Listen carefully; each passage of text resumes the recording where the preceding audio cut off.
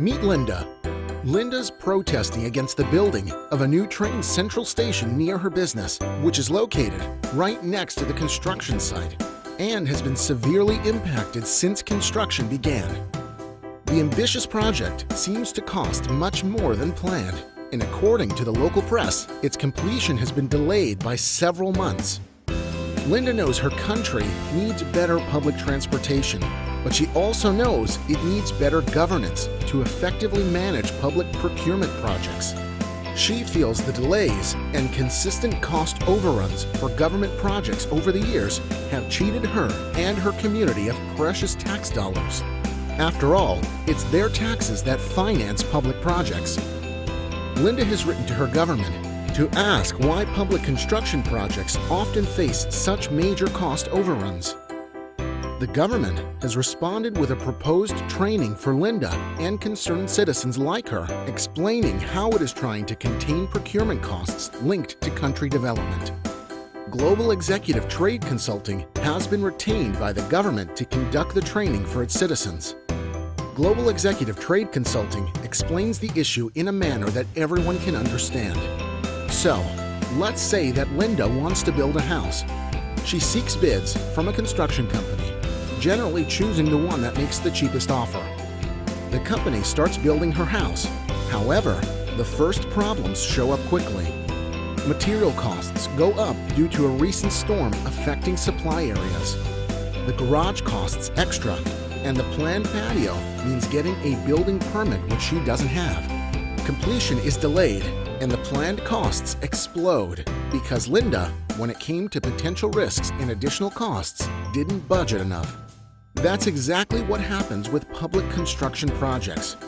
When a project is in the planning phase, the tender goes out to several competing building companies.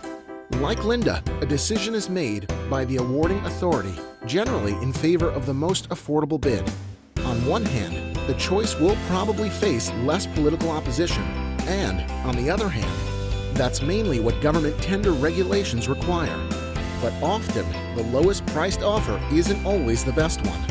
The construction companies estimate costs when tendering for public building projects as low as possible because there are always items that haven't been considered in the tender and will need to be added later.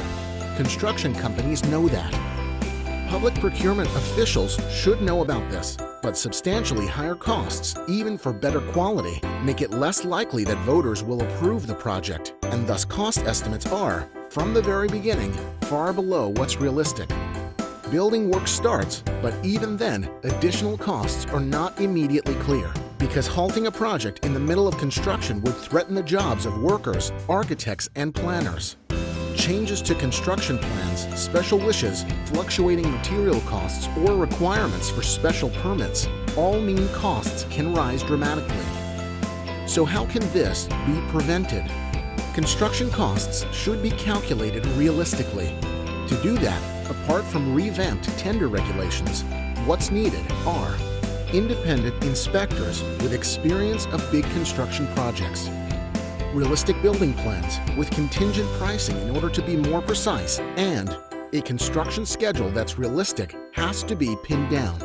That means that the construction company can complete the project successfully. The government manages to keep a good reputation, and Linda doesn't have any reason to get worked up anymore. Along with everybody else, she's happy that her taxes are being invested sensibly. That's how procurement and development work together. Contact Global Executive Trade Consulting to resolve your trade, procurement, and governance matters in a snap. www.globalexecutivetrade.com